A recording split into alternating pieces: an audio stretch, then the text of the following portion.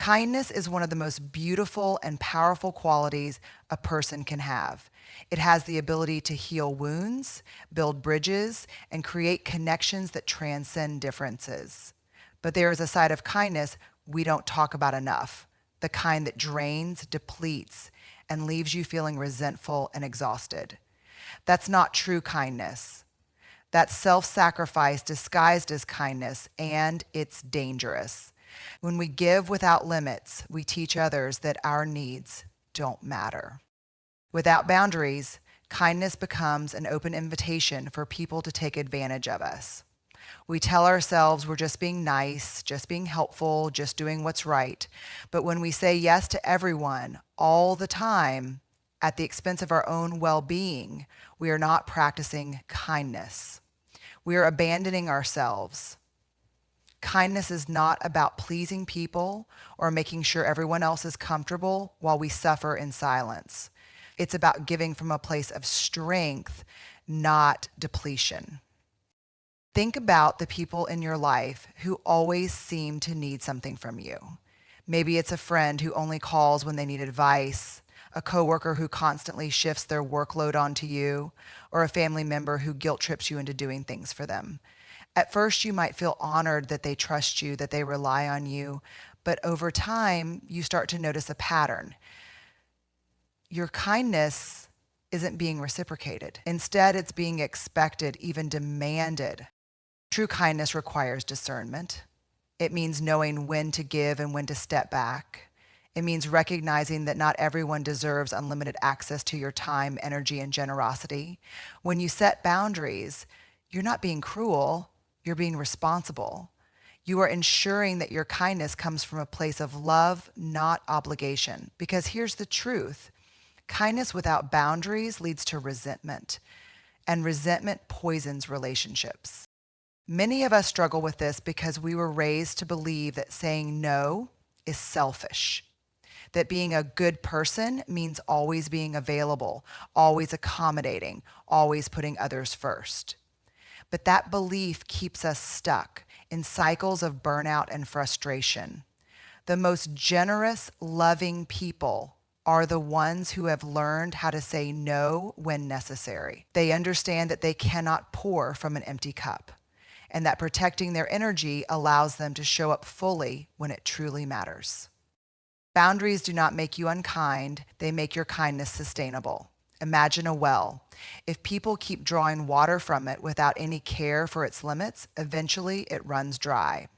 But if it is tended to, replenished, and cared for, it can provide water for years to come. You are that well. You cannot give endlessly without taking time to refill, to rest, to say, I love you, but I can't do this right now. That is not cruelty. It is wisdom. The people who genuinely care about you will respect your boundaries. The ones who push back, who get angry when you say no, who try to manipulate you into overextending yourself, those are the ones who were never truly appreciating your kindness in the first place. They were using it. And that is a hard truth to accept, but it's also a liberating one. It allows you to stop wasting your time on those who only take and start investing in relationships that nourish you as much as you nourish them. So let me remind you, kindness, real kindness, is not about letting people walk all over you. It is about knowing your worth, protecting your energy, and giving from a place of fullness, not exhaustion. Set the boundary, say no when you need to, and trust that the right people, the ones who value and respect you, will honor that choice. Because kindness without boundaries isn't kindness at all. It's self-betrayal, and you deserve better. Many of us have been conditioned to believe that saying yes is the right thing to do. We equate it with being kind, agreeable, and helpful. We fear that saying no might make us look rude, selfish, or ungrateful. But here's the truth. Not everyone deserves your yes. Not every request, every demand, or every expectation placed upon you is worthy of your time, energy, and emotional investment. And if you don't learn to guard your yes, you will find yourself exhausted, overcommitted, and stretched so thin that you have nothing left for yourself. Saying yes too often comes at a cost. Every time you agree to something you don't truly want to do, you are borrowing against your own peace. You are depleting your own resources for the sake of keeping the peace with others. But at what point do you stop and ask, who is keeping the peace for me? Who is looking out for my well-being while I am bending over backward for everyone else? The reality is, if you don't prioritize your own needs, no one else. There are people who will take advantage of your kindness, not because they are inherently bad, but because they see an open door and they will walk through it as many times as you let them. They will keep asking, keep expecting, and keep taking until you finally put up a boundary. And the moment you say no, you will see their true colors. Some will respect your limits while others will guilt trip you, manipulate you, or make you feel like you've done something wrong. But let me assure you, protecting yourself is never wrong. Not everyone deserves your yes because not everyone values it. Some people see your time, energy, and generosity as something they are entitled to, not something you are graciously giving. And that is where the danger lies. When you become someone's safety net, their default answer, their go-to person for every little thing, they stop appreciating your presence. Instead, they start expecting it. And the moment you stop showing up in the way they want, they withdraw. That's not a relationship, that's a transaction. The people who truly love and respect you will not only accept your no, they will encourage it when necessary. They will want what's best for you, even if that means you can't always be available to them.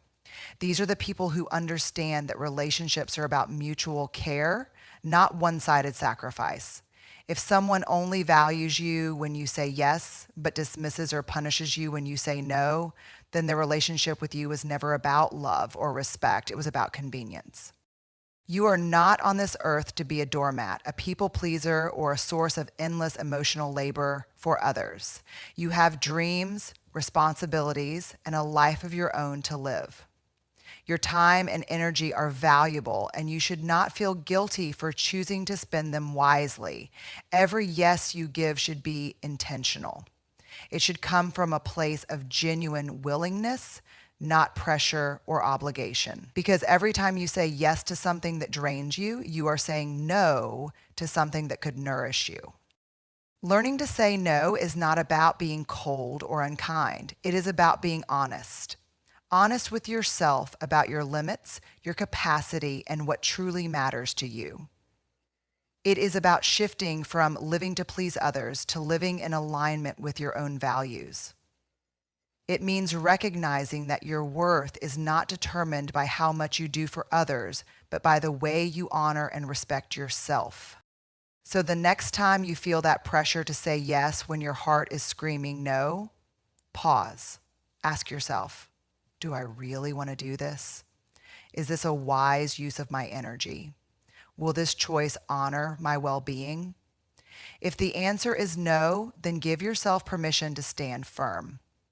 Your yes is a gift, one that should be given with care, not out of guilt or obligation. Because at the end of the day, not everyone deserves your yes, but you deserve your own. No one likes to feel used. It's an uncomfortable, painful realization that someone has taken advantage of your kindness, your time, or your generosity. But here's the hard truth. Being used is often a choice. Maybe not at first, because manipulation can be subtle and sometimes we don't realize what's happening.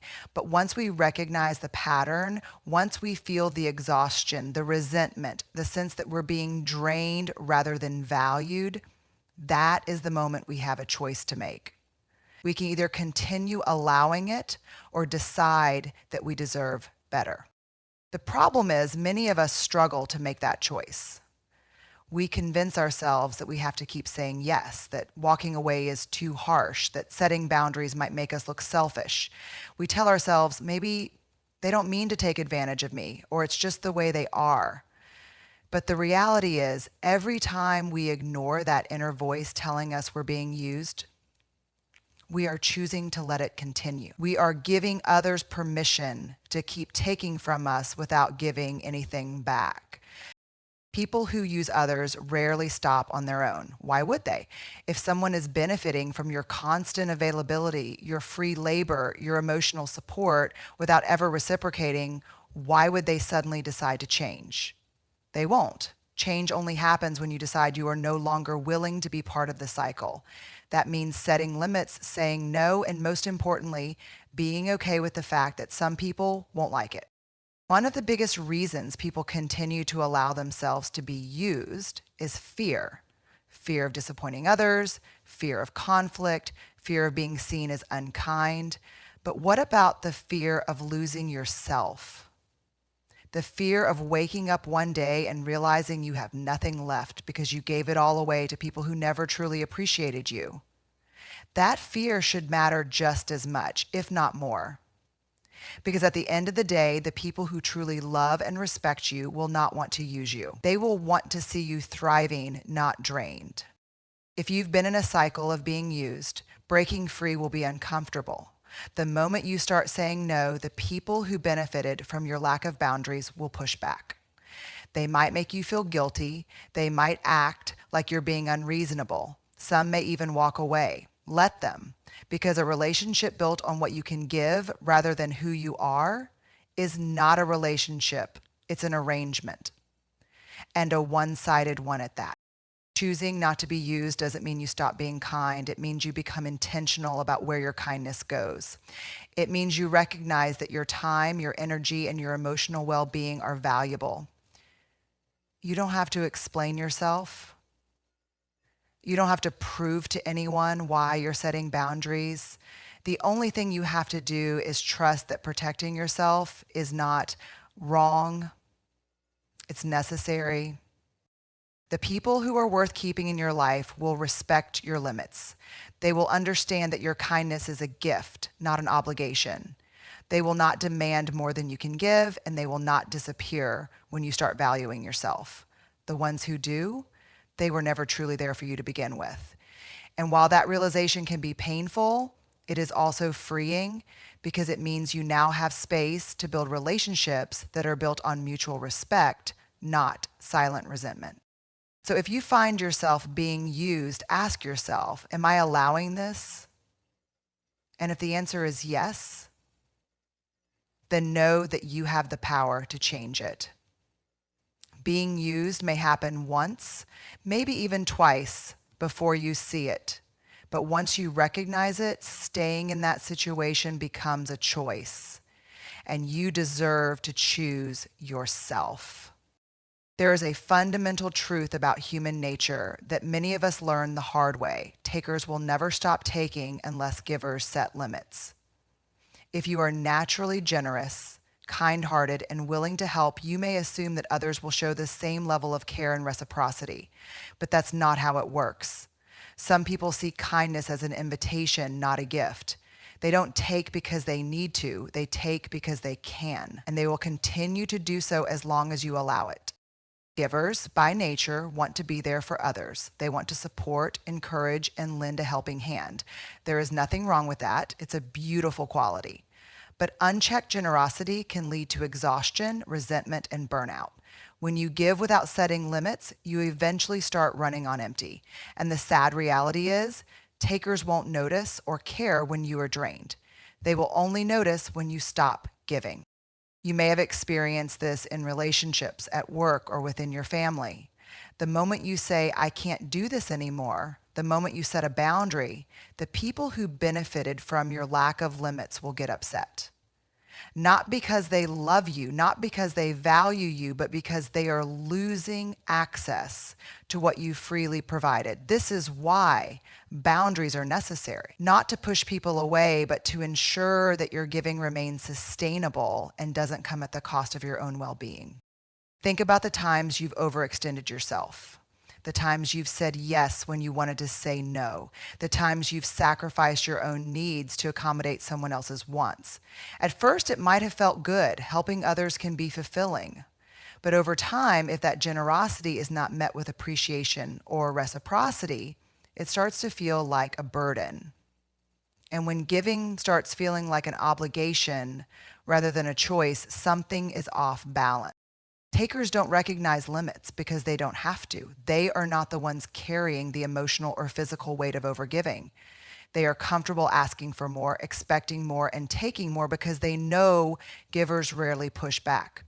That's why setting boundaries is the giver's responsibility. You cannot expect a taker to stop taking on their own. It is up to you to say, this is what I can give and no more. Many givers struggle with setting limits because they fear being perceived as selfish. But self-preservation is not selfishness, it is wisdom. You are not meant to be a never-ending source of emotional labor, financial support, or time for people who do not value or respect you. Your kindness should not come at the expense of your health, your peace, or your happiness. The moment you feel resentment creeping in, it is a sign that a boundary needs to be put in place. It is also important to recognize that not everyone is a taker. There are people who will appreciate your generosity and give just as much in return. These are the people who will respect your boundaries rather than test them. They will understand that your time and energy are valuable, and they will not guilt trip you for protecting yourself. When you start setting limits, you will begin to see who truly values you as a person versus who values what you can do for them. One of the most freeing realizations you can have as a giver is this: your worth is not determined by how much you do for others. You do not need to prove your value by overextending yourself. The right people will love and respect you, not for what you provide, but for who you are. The wrong people will disappear when you stop giving, and that is a blessing in disguise. So if you have found yourself drained, exhausted, and unappreciated, take a step back and ask, have I allowed takers to overstep my boundaries? Have I neglected my own needs in an attempt to please others? If the answer is yes, then it's time to reclaim your energy. It's time to set limits, not because you don't care, but because you do. Walking away is one of the hardest things you will ever have to do, but sometimes it is the most loving choice you can make for yourself. We often hold on too tightly to relationships, friendships, jobs, and situations that no longer serve us because the idea of leaving feels too painful. But staying in a place where you are unappreciated, undervalued, or mistreated is even more damaging. You must love yourself enough to walk away when something is no longer right for you. Many people stay in unhealthy situations because they convince themselves that leaving means they have failed. They believe that if they just try a little harder, give a little more, or hold on a little longer, things will change. But the reality is, some situations are not meant to be fixed. Some relationships will never be reciprocal. Some people will never value you the way you deserve. And the longer you stay in those places, the more you teach yourself that your needs don't matter. Loving yourself enough to walk away doesn't mean you stop caring. It doesn't mean you give up too easily. It means you recognize when something is costing you more than it's giving you. It means you understand that self-respect is more important than comfort. Yes, leaving is uncomfortable. Yes, it hurts. But what hurts more is abandoning yourself for the sake of keeping something alive that is already draining the life out of you. There will always be people who try to make you feel guilty for leaving. They will say you've changed. They will call you ungrateful. They will remind you of all the things they've done for you in the past, as if that means you should tolerate being mistreated in the present. But remember this: people who truly love and respect you will never expect you to stay in a situation that is hurting you. The ones who get angry when you walk away were only benefiting from you staying. You deserve to be in places where you are celebrated, not tolerated, where you are loved, not used, where your presence is valued, not just needed. When you hold on to people or situations that continually hurt you, you are telling yourself that this is the best you can do, but it is not. There is more for you beyond what you're afraid to leave behind. The longer you stay where you don't belong, the longer you delay finding where you do. Sometimes the hardest part of walking away is trusting that something better is ahead. Fear will try to convince you that this is as good as it gets, that you'll never find better, that you're making a mistake. But that fear is lying to you. Growth always requires loss, and in the beginning, it will feel like you are losing everything. But in reality, you are making space for what truly belongs in your life. You are choosing yourself. You may feel alone for a while after you walk away. You may question whether you made the right decision. That's normal. But loneliness is temporary. Self-betrayal lasts a lifetime. Every time you walk away from what is hurting you, you are building trust with yourself. You are saying, I matter. My happiness matters.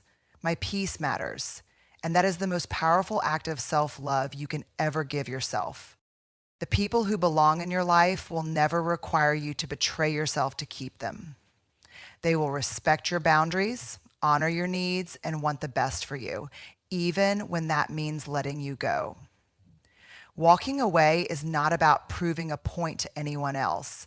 It's about proving to yourself that you are strong enough to choose what's right for you. So if you are holding on to something that is draining you, ask yourself, am I staying because I truly want to or because I'm afraid to leave? If fear is the only reason you are holding on, then it's time to let go.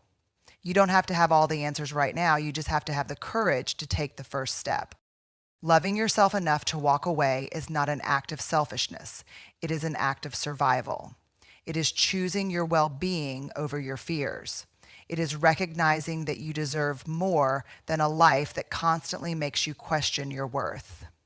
And when you finally let go of what is weighing you down, you will realize that the only thing you ever truly needed was the strength to choose yourself.